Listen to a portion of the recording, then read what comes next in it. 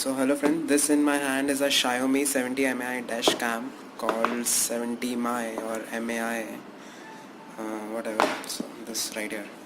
So I got this for my recently purchased Tata Tigor, and I'll just share my rationale why I got this over those being sold on Amazon. So if you look at a typical car dash cam in Amazon, it's comprised of basically two parts: a suction stick to which you basically attach your camera. So the negative deal about this setup is this setup takes good chunk of your windscreen and essentially blocks your vision, field of view. So I didn't want that, and this 70 MAI right here, it's a single piece cylindrical shaped camera. It doesn't have a screen, but you can nicely hide it behind your rear view mirror.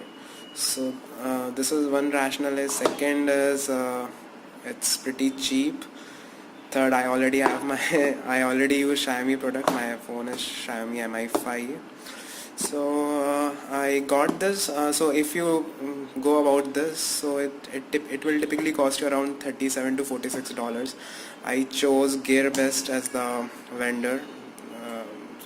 You can go ahead with Indiegogo. They'll charge you around $37, I guess.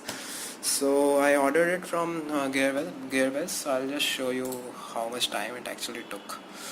So I ordered this on 7th of March, and it took how much days? 4 days actually to reach to Delhi, and after that 2 more days to reach Pune. Okay, so I think it's pretty fast actually, considering other vendors.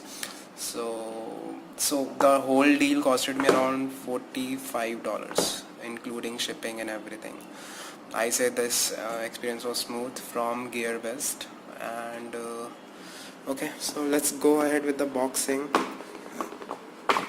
Okay, so first thing you'll get is a electrostatic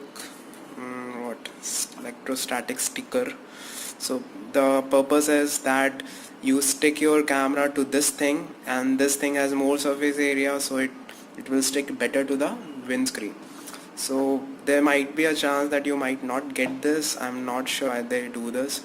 It's like, in case you might order this from Indigo, there's a good amount of chance that you don't get it. But in any ways, you can order it online from other stores. This is a manual. It's in Chinese. So this right here is the camera which I was talking about. So this is pretty much what you get after unboxing: the electrostatic charger I talked about, the camera, the cigar charger, and this cable, which is actually sufficiently long, I guess 4 to 5 meters. So, and the cigar charger is also quite good looking. It has actually one USB point only. So this camera, so you can see it's quite small. If you compare it with the charger, it's actually quite small. You can nicely hide it behind your rear view mirror. Okay, so let's see this. This is the USB point, the SD card slot, and these are the speakers. So this actually responds to your voice. So let's on this. Okay. Okay, so this is in Chinese as expected. So this this stick is this is actually for setting the two-dimensional motion of this camera adjustment actually. So it's you can see similar stick in GoPro also. So you cannot do this kind of motion, but you can definitely change the direction in this way. So it's more like a F-22 Raptor fighter jets, if you know what I mean. So okay, so basically this responds to your voice. So if you say in Chinese, I guess, that capture a screenshot, it actually does, and it syncs those images and videos to your phone via Wi-Fi. So I'll upload few videos and to just check out what is the image quality in the daylight and night, and will let you know. So peace. So in order to install this, I pasted that electrostatic sticker. Make sure that you don't have any bubbles inside it. Okay, and one more thing what I did was I tied a knot in behind the rear view mirror, if you can see. Okay, so it's not necessary. I did it because maybe in future if I want to change the location, I need not to go through the whole pain of rearranging this whole setup, drawing the wire from the headliner, and again doing this whole thing. So I just left some spare wire just in case if I needed it in future. Okay, so the plan is to use the headliner in order to hide the wire, this part of the headliner, and then use this seam of A pillar, and then use this rubbering of this door actually.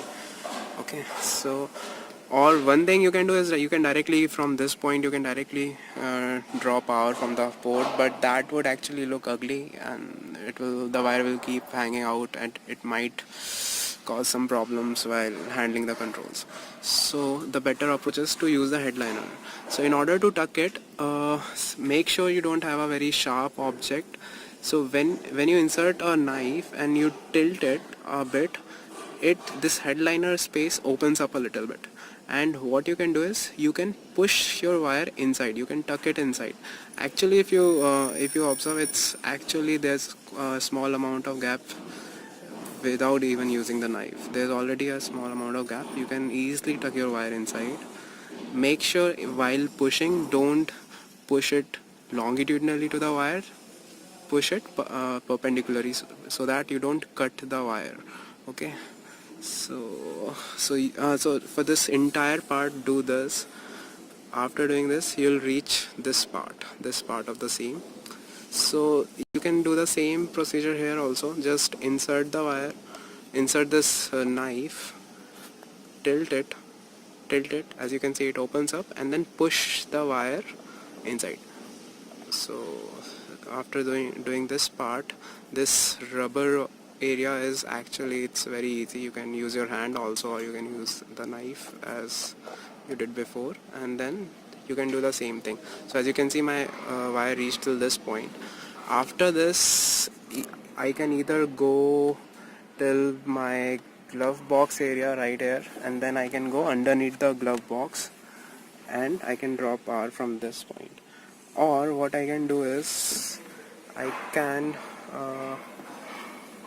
do this tucking business till I reach this point maybe, and then I hide this wire underneath the floor mat actually, and then in that case it will come out of here near the gearbox, and then use the same port. So that's it guys.